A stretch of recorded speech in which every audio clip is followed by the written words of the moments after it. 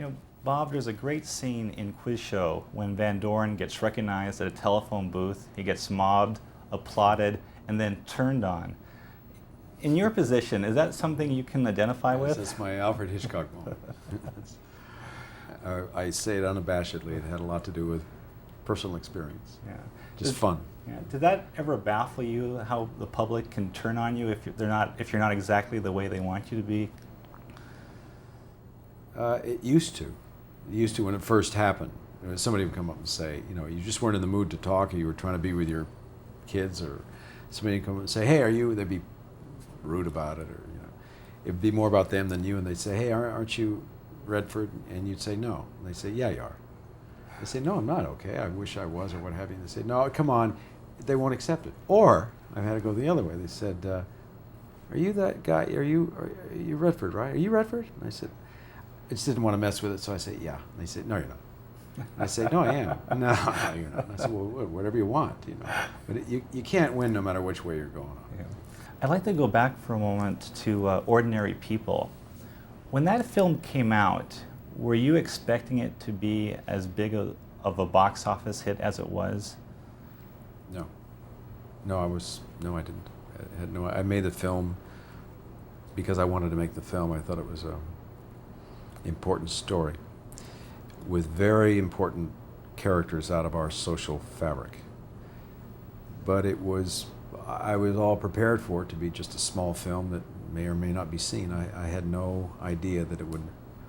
I believe that if the film was successful, it would strike a chord, because it struck a chord that I don't feel is exclusive to me. But on the other hand, as to the degree of it, no, I did not expect that.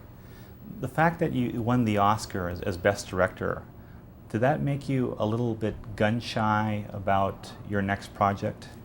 I'm sure it did. I was not expecting that either. I really wasn't expecting that. It was my first film directing. I've been acting for over 10 years and not received an Oscar for that, so it wasn't too likely that I was going to receive one as a director, considering it was the first film I directed. Once it happened, though, it made me nervous, because I think there's something that comes with that is a double-edged sword. And I can't say that consciously I did anything about it, but I'm sure that subconsciously I was spooked a little by it. I've always had a fascination with sequels, and I spoke to Sidney Pollack a few years ago. He said that he'd like to do The Way We Were sequel.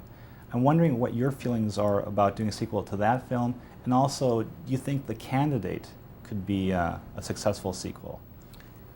I don't believe in sequels. I'm not attracted to doing them, and have no interest in doing a sequel to The Way We Were.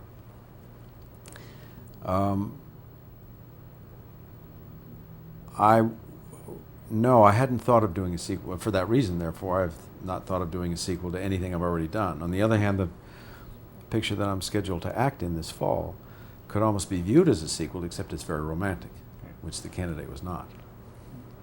Now, you did theater early in your career, and I was reading an article, and it said that you weren't doing the same type of performance day in and day out didn't quite appeal to you. And with Barefoot in the Park, that you kind of arranged little accidents to happen to perk everybody up. Now, what kind of things did you do on that production to perk people up? If an accident happened, I would play the accident rather than pretend it didn't happen. If an accident happened, I remember once there was in a fight scene with the girl, my wife. She throws a shoe at me, and it's supposed to always hit the door and drop. I'm supposed to close the door just before the shoe hits. And just one night, I remember the timing being that I didn't get the door shut when she was throwing the shoe, and it threw her trajectory off. She got rattled by the fact that I was in the doorway rather than the closed door. So her aim went off, and she threw the shoe, and it hit the side and dropped into a champagne glass and landed perfectly. I looked at that and I said, wait a minute. She kept going on with the scene as though it hadn't happened. I said, wait a minute, you can't do this. Look what happened. What do you think the odds? It just went off in this riff right in the middle of the show about what do you think the odds are to that happening at that moment. So I would seize opportunities like that just to keep it alive for myself. You know, I love the opening sequence with the car. And I have a friend who collects antique automobiles, and occasionally he rents them to film companies. And he's been banished from movie sets because he's so protective of the car. Oh, I don't blame you. Yeah. Now, how did the crew and was the owner of the car present when they were shooting that scene? No, in this case, we had such a sensitive prop man that the owner didn't have to be there, except they came to have their pictures taken. But normally speaking, yes, you usually have an owner there, and it's kind of like having an animal trainer. So you don't mess with a monkey, you don't mess with a lion. They jump in there when they think you're mishandling the animal. I've had people do that with cars, because people feel that way about cars. In fact, that's one of the reasons the car is in the scene, because it's meant to be a symbol of the American dream. Okay. But in this case, this couple was from Louisiana, I think, where we got this Chrysler 300, which is, believe it or not, really tough to get a hold of, considering what that car was in its day. The Chrysler 300 was the first time the Cadillac was knocked out of #1 spot. The Cadillac Eldorado or the Coupe de Ville was knocked aside. It was the ultimo in cars until the Chrysler 300 came. And I remember that moment. That's why I used it in the film, because there was nothing that came close to that forward look. Some great production design in this. And working in television, I really appreciated seeing the old-time television equipment, the turret lenses, that type of thing. How big of a challenge was it for your production designers to dig up that equipment?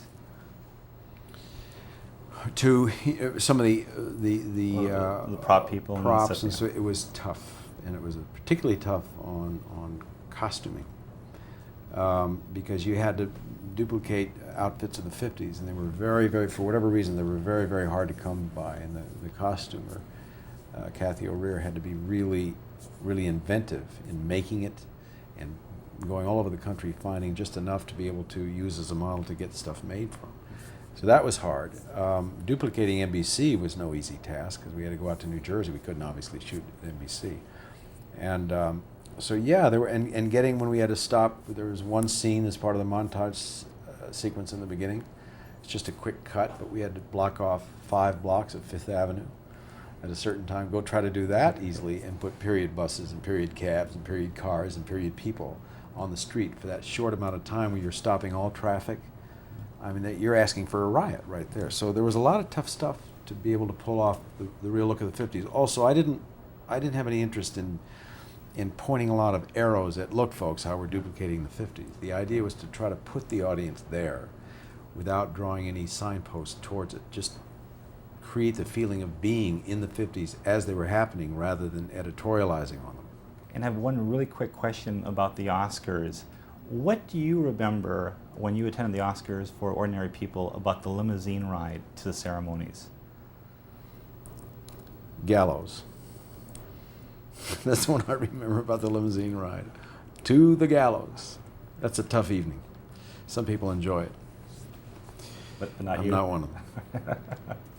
Okay, great.